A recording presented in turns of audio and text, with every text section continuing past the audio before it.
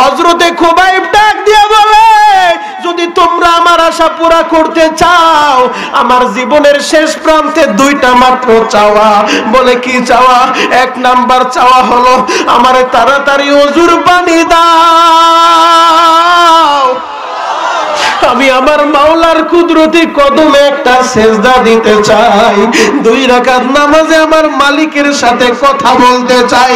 আর একটা চাওয়া হলো আমার শেষ সময়, এটা তোমাদের কাছে চাই না, এটা আমি আমার আল্লাহর কাছে চাই।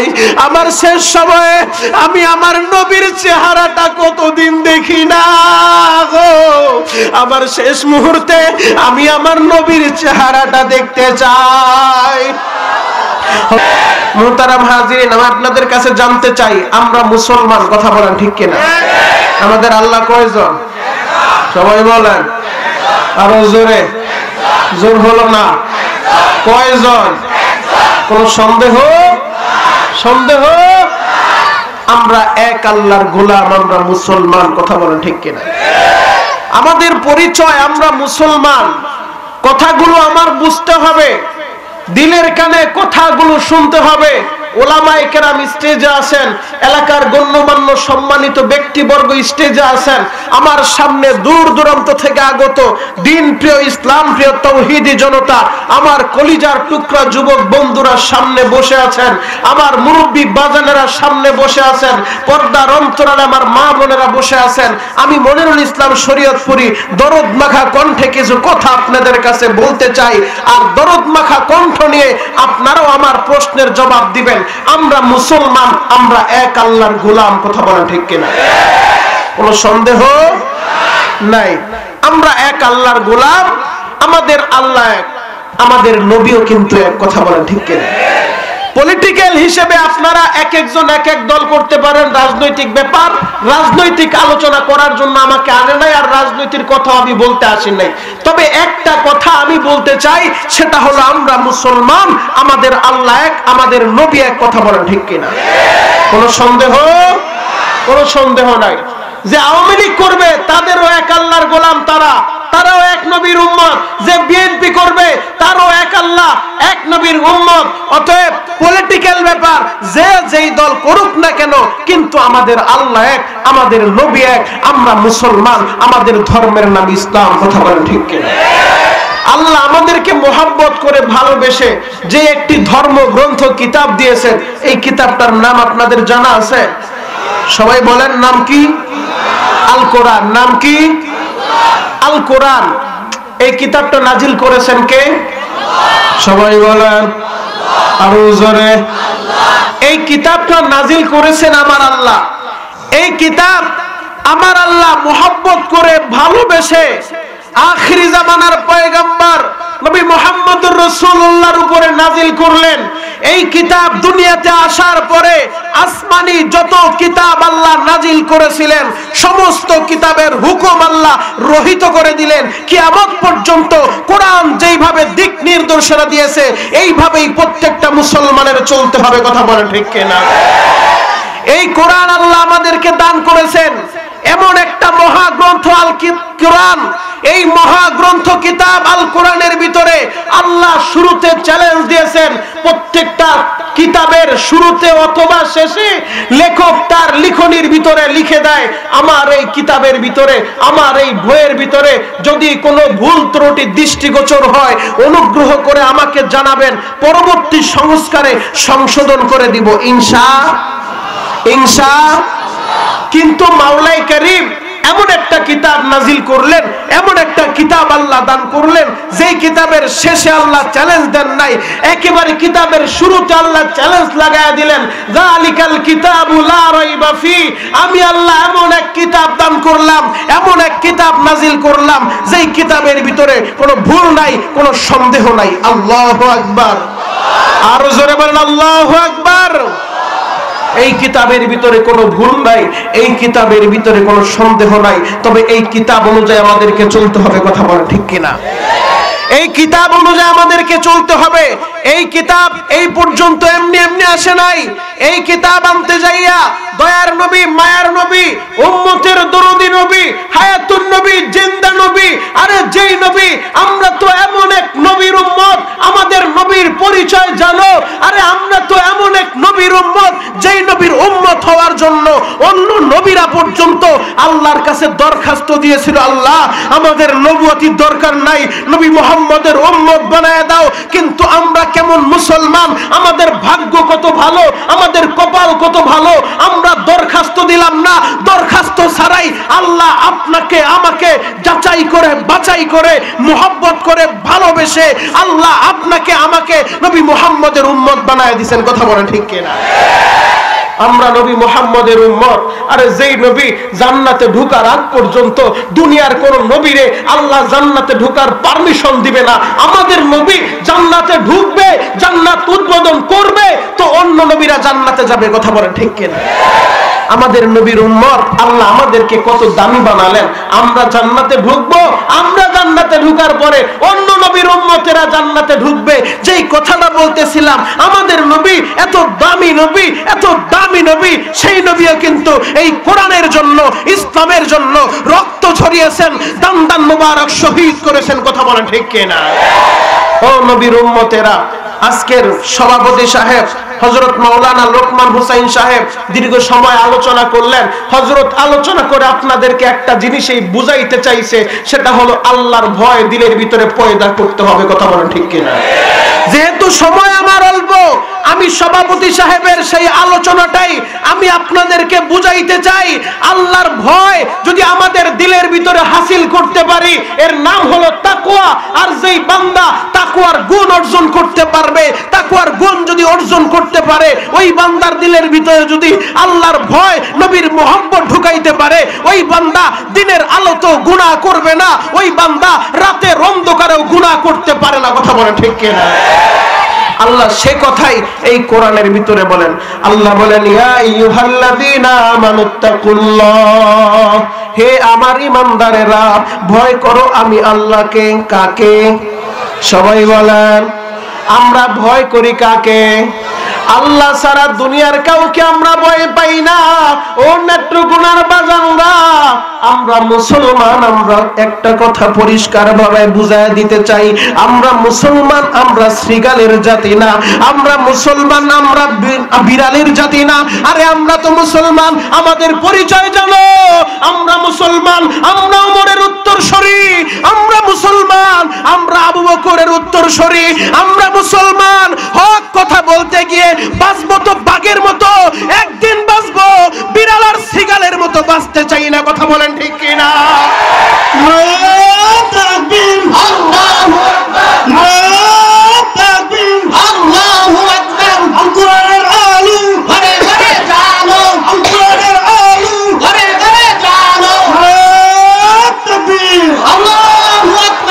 আপনারা কি ভয় পাইতেছে?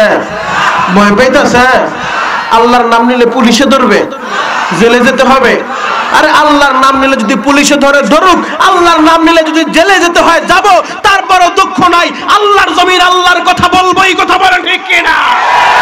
আমরা দেশে দেশে আসি নাই। আরে বাংলার দেশ তো, এই বাংলাদেশের ভিতরে যেই মাটির নিচে ঘুমিয়ে আছেন শাহজালাল ইয়ামানির মতো বুজুর্গ, যেই দেশের ভিতরে ঘুমিয়ে আছেন শাহ মাকতুমের মতো বুজুর্গ, যেই দেশের মাটির নিচে ঘুমিয়ে আছেন হাফিজ শরীয়তুল্লাহর মতো বুজুর্গ, যেই দেশের মাটির নিচে ঘুমিয়ে আছেন হাফিজজির মতো বুজুর্গ, যেই দেশের মাটির নিচে ঘুমিয়ে আছেন ফজলুল করিমের মতো বুজুর্গ, যেই দেশের মাটির নিচে ঘুমিয়ে আছেন শাইখুল ইসলামের মতো বুজুর্গ, এই দেশের মুসলমান কথা বলবে আল্লাহর জমিনে আল্লাহর কথা। দুনিয়ার কোন ডিক্টাচার, স্বৈরাচার, কোন জালিমের রক্তচক্ষু ভয় পাই না। কথা বলেন ঠিক কিনা?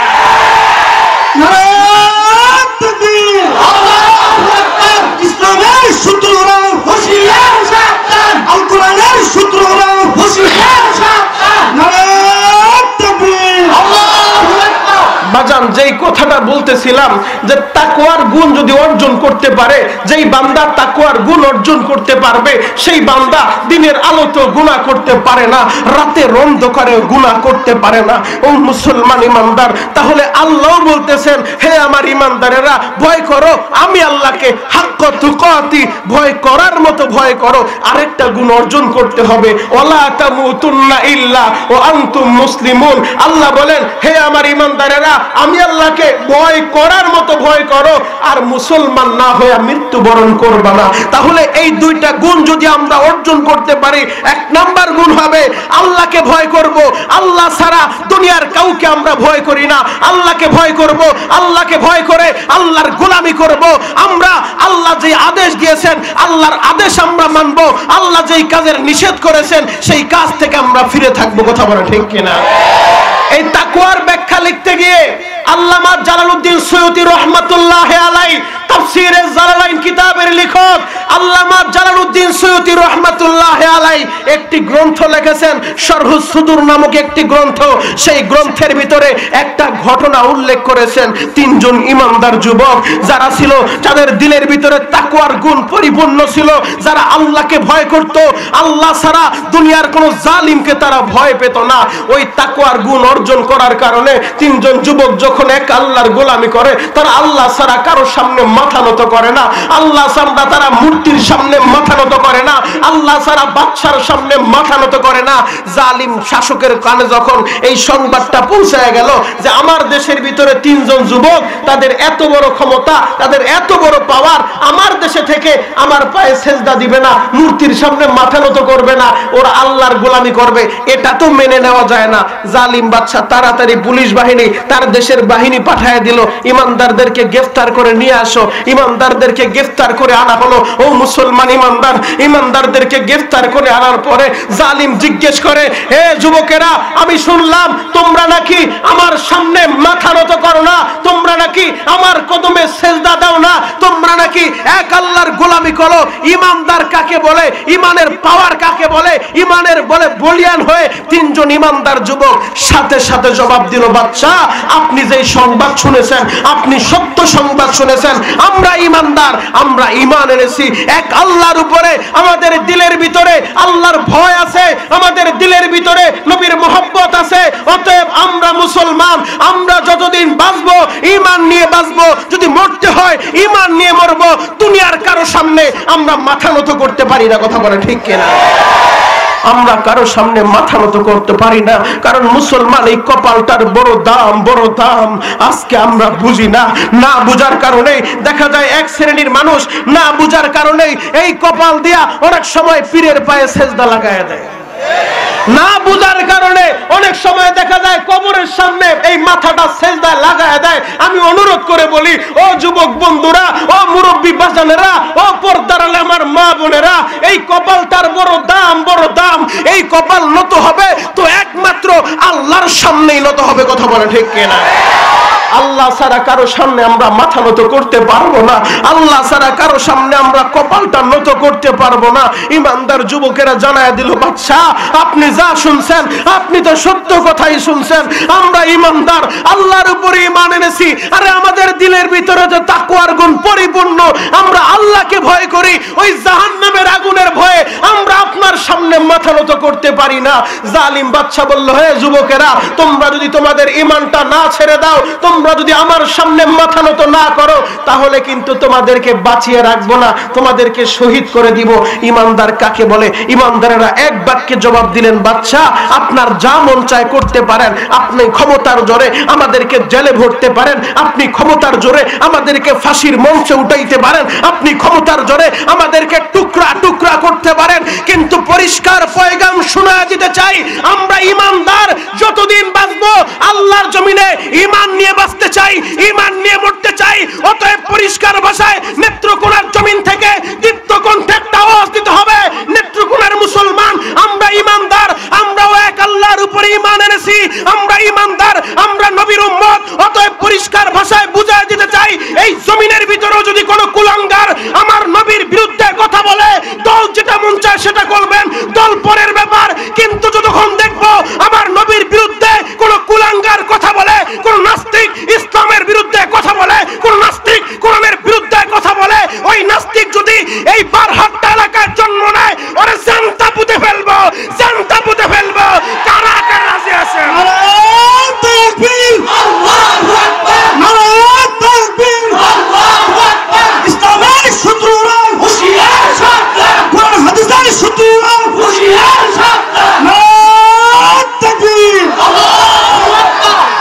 বাজান, আমি কেন বারবার বলতেছি বুঝার চেষ্টা করেন। আলেমদেরকে খারাপ ভেবে কোনো লাভ নাই। এই ওলামায়ে কেরাম হলো দেশের জন্য প্রকৃত বন্ধু, কথা বলে ঠিক কিনা? এর জ্বলন্ত প্রমাণ হয়ে গেছে 2 দিন আগে, আজকে জানুয়ারির 2 তারিখ, আজকে 2রা জানুয়ারি 2021 সাল। 2 দিন আগে 2020 সাল আমাদের মাঝ থেকে বিদায় নিয়ে চলে গেছে। যেই 20 সালটা ছিল বিষে ভরা, কথা বলেন ঠিক কিনা? যেই 20 সালে আমরা কত বুজুর্গদেরকে হারিয়েছি, যেই 20 সালে আল্লাহ এমন এক গজব দিয়েছেন, করোনা, ছোট্ট একটা নাম, এই করোনা নামক গজব দিয়া পুরা পৃথিবীটা লাড়াচাড়া দিয়েছেন, কথা বলেন ঠিক কিনা?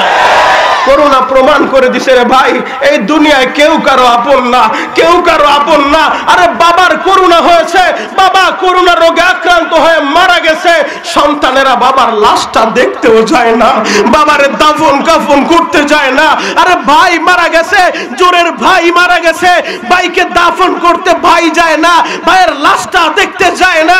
যে নেতার জন্য কর্মীরা এত পাগল, ওই নেতার করোনা হয়েছে, কর্মীরা নেতার জানাজায় আসে না, কর্মীর করোনা হয়েছে, নেতা কর্মীরা দেখতেও যায় না, কথা বলে ঠিক কিনা?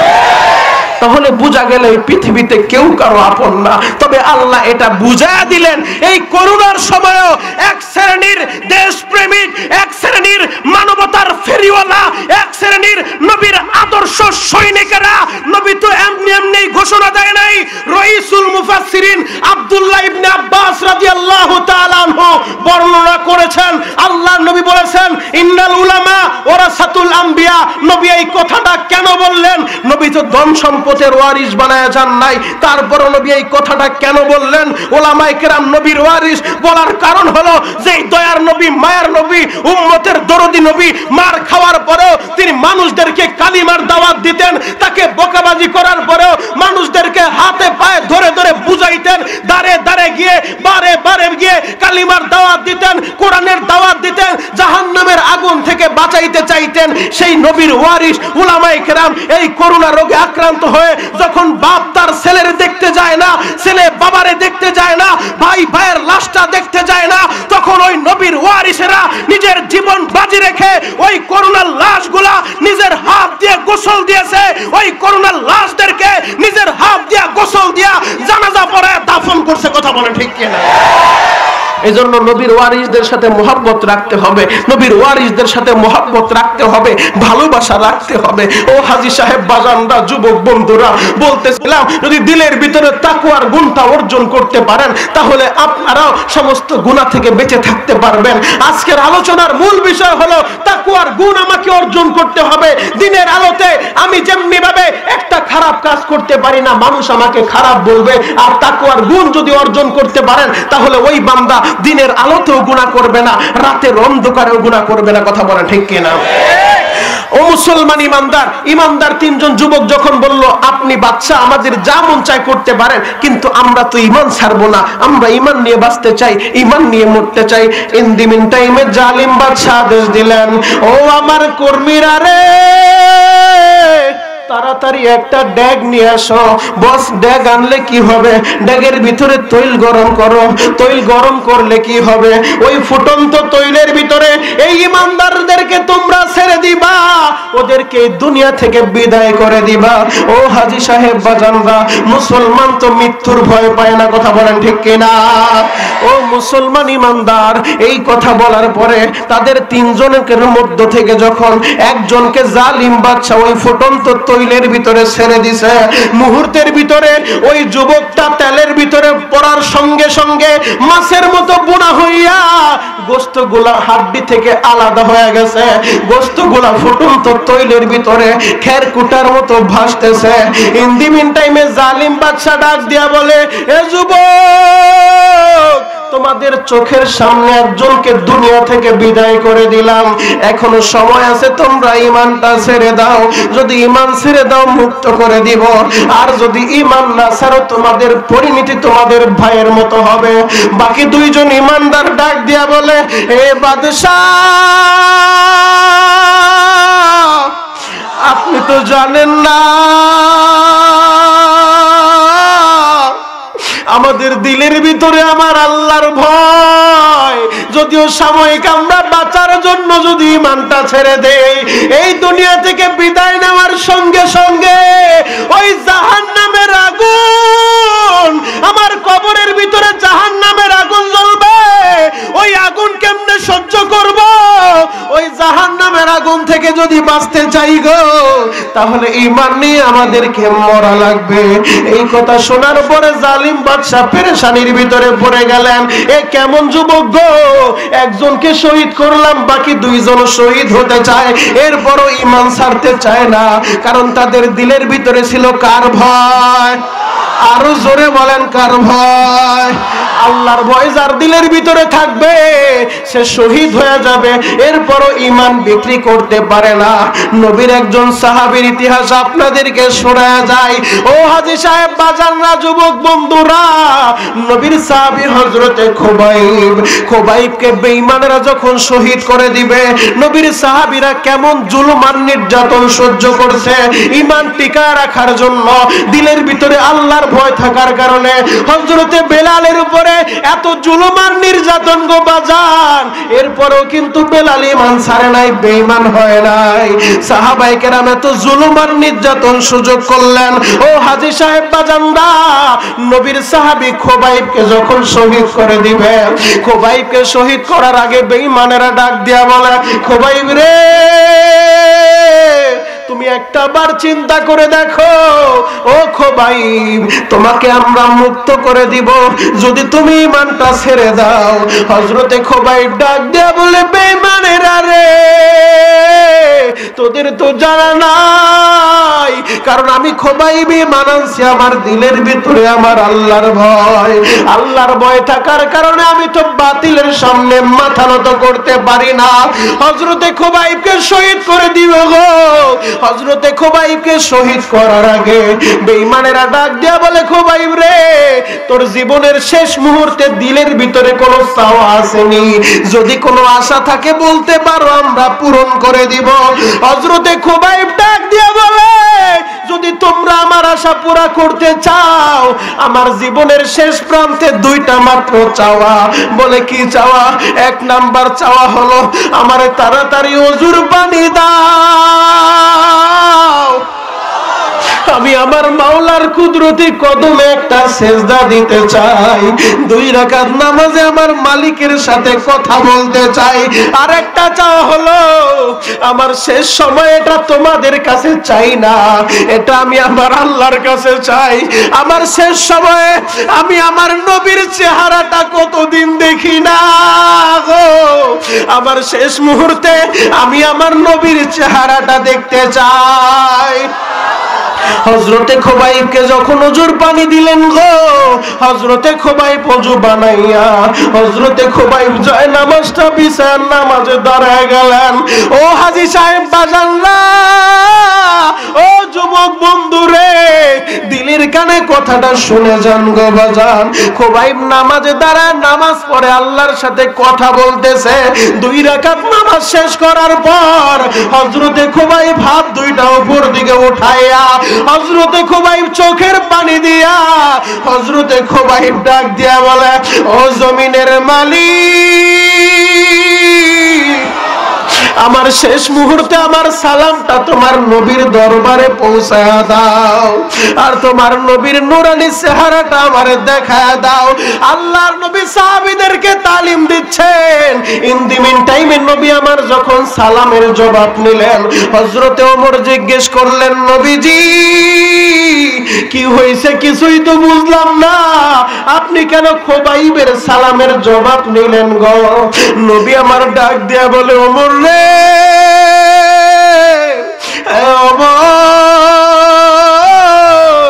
আমার খুবাইব জালিমের কারাগারে অত্যাচারিত হইয়া আমার খুবাইব দুনিয়া থেকে বিদায় নিবে। আমার খুবাইব আমারে সালাম দিছে, আমি সালামের জবাব নিলাম। ও হাজী সাহেব বাজানরা রে, সাহাবায়ে কেরাম যদি ঈমান টিকায় রাখার জন্য আল্লাহর ভয় দিলে থাকার কারণে তারা দরকার হলে শহীদ হবে, এরপরও বেঈমানের সামনে মাথা নত করবে না। কথা বলেন ঠিক কিনা? কারণ আমাদের এই বাংলার জমিনে এই দেশের ভিতরে মুসলমান, আমরা মুসলমান যদিও পলিটিক্যাল হিসেবে 5/5 দল করি, আমি আপনাদেরকে বুঝায়া যাই আমরা মুসলমান। কেউ আওয়ামী লীগ করে, কেউ বিএনপি করে, কেউ জাসদ করে, বাসদ করে, খেলাফত করে, ইসলামী আন্দোলন করে। কথা বলে ঠিক কিনা? আমরা মুসলমান 5/5 দল করতে পারি। বুঝার জন্য বলছি, দিলের কানে কথাটা শুনেন, আমার সাথে জবাব দিবেন। আমরা পলিটিক্যাল হিসেবে 5/5টা দল করতে পারি, এটা যার যার ব্যক্তিগত ব্যাপার, কারণ এটা গণতন্ত্রের দেশ, এটা ব্যক্তিগত স্বাধীনতা। কথা বলেন ঠিক কিনা? আমি আপনাদেরকে বলবো না আপনি এই দল করেন, কারণ এটা আপনার ব্যক্তিগত ব্যাপার, আপনারা যে যেই দল মন চায় করতে পারেন। আমরা মুসলমান 5/5 দল করতে পারি। হাতের আঙ্গুল যেমন একটা, হাতের আঙ্গুল যেমন 5টা কিন্তু সমান না, 5টার সাইজ 5 রকম। কথা বলে ঠিক কিনা? এই যে 5টা ভাই, 5 ভাইয়ের বাড়ি কি একসাথে না ছড়ানো? সবাই বলেন ছড়ানো। এই যে 5 ভাইয়ের বাড়ি ছড়ানো, কিন্তু যখন এই 5 ভাই ছড়ানো, সাইজেও 5 রকম, মোটা তাজা 5/5 রকম, কিন্তু যখন প্রয়োজন হয়, খাবারের প্রয়োজন হলে 5 ভাই কি 5 জায়গায় থাকে না এক জায়গায় আসে? সবাই বলেন এক জায়গায় আসে প্রয়োজন হলে। ঠিক তেমনি ভাবে আমরা মুসলমান, এই দেশের মুসলমান, গণতন্ত্রের দেশ হিসেবে কেউ আওয়ামী লীগ করে, কেউ বিএনপি করে, কেউ জাসদ, বাসদ, খেলাফত, ইসলামী আন্দোলন করে, এটা ব্যক্তিগত ব্যাপার। 5/5 দল করে, কিন্তু যখন আমরা 5 ভাই, আমাদের যখন প্রয়োজন হবে, যখন আমরা দেখব আমার এই জমিনের ভিতরে, আমার এই জমিনের ভিতরে কোন কুলাঙ্গার আমার নবীর বিরুদ্ধে কথা বলে, তখন আমরা সব ভাই দলাদলি ভুলে যাব, সব ভাই দলাদলি ভুলে আমরা সব ভাই এক হয়ে যাব। যখন আমরা দেখব এই বাংলার জমিনের ভিতরে, উলামায়ে কেরামের এই জমিনে, মুসলমানের এই জমিনে, যখন আমরা দেখব কোন কুলাঙ্গার আমার নবীকে নিয়ে ব্যঙ্গ করে, ইসলামের বিরুদ্ধে কলম ধরে, আল্লাহর বিরুদ্ধে কথা বলে, কোরআনের বিরুদ্ধে কথা বলে, তখন 5 ভাই সব দল ভুলে গিয়ে 5 ভাই এক হয়ে মুষ্টিবদ্ধ করে টেকনাফ থেকে তেতুলিয়ায়, রূপসা থেকে সাতুরিয়ায়, সারা বাংলার জমিনে ওই নাস্তিকদের বিরুদ্ধে আন্দোলন করতে, সংগ্রাম করতে কারা কারা তৈয়ার আছেন? কারা কারা তৈয়ার আছেন? নারায়ে তাকবীর, আল্লাহু আকবার, বিশ্বনবীর সূত্ররা হুঁশিয়ার সাবধান, নারায়ে তাকবীর, আল্লাহু আকবার। ও মুসলমান ইমানদার, যখন জালিম বাদশা এক ভাইকে শহীদ করে দিল, বাকি 2টা ভাইকে যখন বলল তোমরা ঈমান যদি ছেড়ে দাও তোমাদেরকে মুক্ত করে দিব, কিন্তু 2 ভাই একই জবাব দিল, বাদশা আপনার যা মন চায় করতে পারেন, কিন্তু আমরা ঈমান ছাড়তে রাজি না। ইন দি মিন টাইমে জালিম বাদশা বললেন তাদের মধ্য থেকে 2য় ভাইকে তৈলের ভিতরে ছেড়ে দাও। ও হাজী সাহেব বাজানরা, ও যুবক বন্ধুরা, 2য় ভাইকে যখন তৈলের ভিতরে ছেড়ে দিবে, 2য় ভাইকে শহীদ করে দিবে, ইন দি মিন টাইমে 2য় ভাই খুশির সহিত সামনের দিকে অগ্রসর হয়। 2য় ভাইকেও তৈলের ভিতরে ছেড়ে দিয়া 2য় ভাইকে শহীদ করে দেয়। 3য় ভাইকে বলে তুমি কি ঈমান ছাড়বানি? 3য় ভাই জবাব দেয় আমার 2 ভাইকে শহীদ করছেন, ঈমান ছাড়ে নাই, আমিও আমার ভাইদের মতো শহীদ হতে চাই, ঈমান বিক্রি করতে পারবো না। কথা বলেন ঠিক কিনা? জালিম বাদশার মাথাটা খারাপ হয়ে গেছে, কিছুই বুঝলাম না, 2 জনকে শহীদ করে দিলাম, জ্যান্ত মানুষ মুহূর্তের ভিতরে তাদের চোখের সামনে শহীদ করে দিলাম, এরপরে ওরা ঈমান ছাড়তে চায় না, ব্যাপারটা কি? ইন দি মিন টাইমে বাদশার মন্ত্রী পরিষদ থেকে এক মন্ত্রী বা ডাক দিয়ে বলে, ও বাদশা, আপনি যদি একটু অনুমতি দেন তাহলে আপনি আমাকে মাত্র 40টা দিন সময় দেন। কতদিন? 40 দিন সময় দেন। বলে 40 দিন সময় দিলে কি হবে? ও বাদশা, এই 40 দিন আমার একটা সুন্দরী মেয়ে আছে, আমার মেয়ের দিকে কেউ তাকালে চোখ ফিরাতে পারে না, আমার মেয়ের সাথে একই রুমের ভিতরে তাকে 40 দিন রাখবে, একই রুমের ভিতরে 40 দিন বসবাস করে, স্বাভাবিকভাবে সে আমার মেয়ের প্রতি আকৃষ্ট হয়ে যাবে, আমার মেয়ের মাধ্যমে তাকে বেঈমান বানায় আপনার সামনে 40 দিন পরে উপস্থিত করব। জালিম বাদশা বললেন ঠিক আছে, যাও, তোমাকে 40 দিন সময় দেওয়া হলো। জালিম বাদশার এই কথা শোনার পরে ইমানদারকে নিয়ে ওই মন্ত্রী তার বাসায় চলে গেলেন, একই রুমের ভিতরে নিজের মেয়েকে রেখে এরপরে যুবককে একই রুমের ভিতরে দিয়ে দিলেন, বললেন তোমরা 40 দিন এই রুমের ভিতরে থাকবা। আর মেয়েটাকে বলে দিলেন, মারে এই যুবককে তুমি যেইভাবে পারো বুঝায়া সমঝায়া, তুমি যেইভাবে পারো তাকে বেঈমান বানায়া, যদি তুমি তোমার প্রেমের ফাঁদে ফেলে যদি তাকে বেঈমান বানায়া 40 দিন পরে আমরা বাদশার সামনে উপস্থাপন করতে পারি, বাদশার সামনে দাঁড় করাতে পারি, তাহলে বাদশা আমাদেরকে মোটা অঙ্কের অ্যামাউন্ট দিবে। মা যেইভাবে পারো তুমি কাজটা সাকসেস করবা। এই কথা বলে একই রুমের ভিতরে ইমানদার যুবককে যখন দিয়া দিলেন আর ওই মেয়েটাকে দিয়া দিলেন, ইমানদার কাকে বলে যেই কথাটা আপনাদেরকে বুঝাইতে চাই। আল্লাহ বলছেন ইয়া আইয়ুহাল্লাযীনা আমানুত্তাকুল্লাহ, হে আমার ইমানদারেরা আমি আল্লাহকে ভয় করবা। তাকওয়ার গুণ যদি দিলের ভিতরে থাকে, আরে 40 দিন কেন 40 বছর যদি গুনার সামনে রাখা হয় এরপরে ইমানদার গুনাহ করতে পারে না। কথা বলেন ঠিক কিনা? আজকে যুব সমাজ এই গোরল পশ্চিম পাড়ার যুবকদেরকে ধন্যবাদ দিতে হয়, যেই সময় যুবকেরা আরে গান বাজনা নিয়ে ব্যস্ত থাকার কথা, কিন্তু এই নেত্রকোনা বারহাট্টা এলাকার গোরল এলাকার যুবকেরা প্রমাণ করে দিছে এই যুবকেরা কোরআন প্রেমিক, ইসলাম প্রেমিক, এরা কোরআনের জন্য ইসলামের জন্য সবকিছু করতে পারে। কথা বলেন ঠিক কিনা?